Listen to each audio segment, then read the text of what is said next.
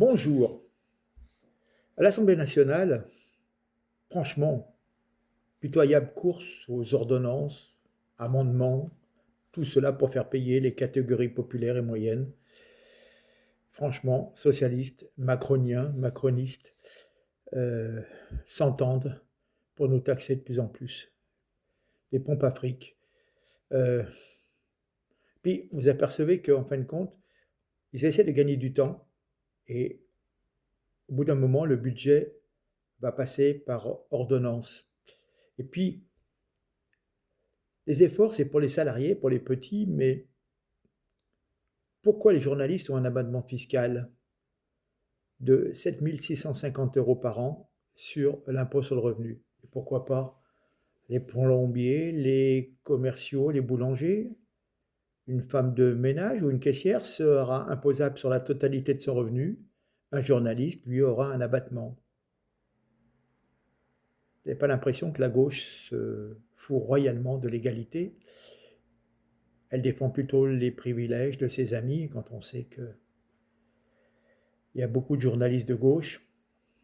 Et puis, rendez-vous compte, le PS, les socialistes ont déposé un amendement, pour mettre la TVA à 20% sur tous les restaurants, sauf les grands restaurants qui sont maîtres restaurateurs où tout est fait maison. Euh, j'ai envie de dire que, évidemment, les grands restaurants, on l'a vu récemment, ces gens-là, c'est les restaurants préférés des socialistes, hein. Et puis, ça va alourdir les notes des salariés à midi qui vont au restaurant du coin. Franchement, et ça pénalise les restaurateurs, bien entendu, qui vont encore perdre des clients. Vous vous rendez compte qu'il y a eu 3000 amendements pour ce budget et on en traite à peine 30 à l'heure. Je le dis, bientôt vous verrez, ça passera par ordonnance. Et puis, rendez-vous compte, c'est incroyable. Pour acheter les voix socialistes, les macronistes viennent de voter une augmentation de l'impôt sur le revenu. Pourquoi? En baissant le crédit d'impôt pour les personnes, pour les services à la personne. Quand vous avez besoin de 2 heures de ménage, de 4 heures de ménage, une personne handicapée, ou vous avez besoin de faire venir quelqu'un pour faire du bricolage, c'est important parce que vous n'avez pas le temps de le faire, vous ne savez pas le faire, vous n'avez pas les outillages nécessaires. Et donc, c'est bien. Et puis, ça évite le travail au noir. Ça a permis à des dizaines et des dizaines de personnes d'être déclarées et de payer des cotisations. Donc, on sait que, certes, on déduit un tout petit peu avec ces contrats emploi-service, service à la personne, mais du coup, ça permet d'avoir beaucoup plus de choses de déclarer et du coup, on y gagne. Si vous donnez 1 € de crédit d'impôt, vous pouvez facilement être à 1,50 € de recettes. Vous vous rendez compte? Tous ces centaines et des centaines de milliers de personnes qui déclarent des nounous, du ménage, etc., etc. Donc, vous voyez, d'ailleurs, pour vous dire, c'était qui? Oui, Jean-Philippe Tanguy, qui voulait écarter les conseillers régionaux de l'exonération fiscale accordée aux élus locaux. Parce qu'il disait, les conseillers régionaux, ils ont 1 ou 2 réunions dans le mois, ça ne justifie pas d'exonérer les indemnités qu'ils touchent. C'est pas par rapport à certaines autres personnes élues, c'est complètement différent. Donc voilà, et ben non, non, non, ils veulent garder les avantages acquis.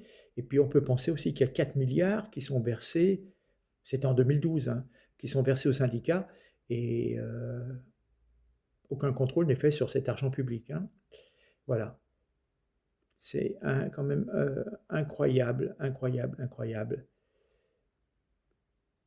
Et puis, avec tout ce qui se passe, je pense que les politiciens vont finir de détruire les entreprises françaises, appauvrir encore les Français, avec ce deal avec les socialistes.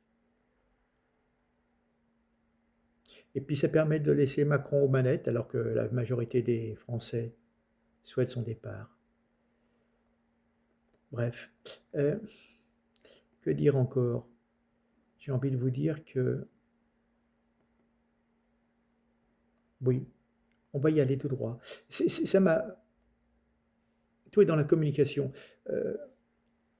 le Cornu promet d'éviter le 49.3.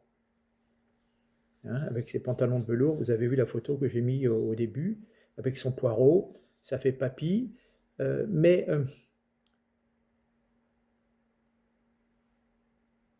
si le projet de loi n'est pas adopté au 23 décembre, date limite des 70 jours dont dispose le Parlement pour en débattre, le gouvernement imposera son texte initial par ordonnance.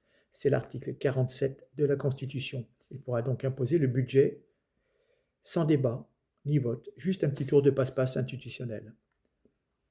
Voilà. Donc on vous fait croire une illusion de démocratie et c'est complètement faux. Vous allez voir ce qui se passera. Mais on sera quoi? On sera le 23 décembre, les gens penseront à Noël, et puis ça va passer comme une lettre à la poste, et on va être tendus comme des moutons. Allez, à très bientôt. Au revoir, merci.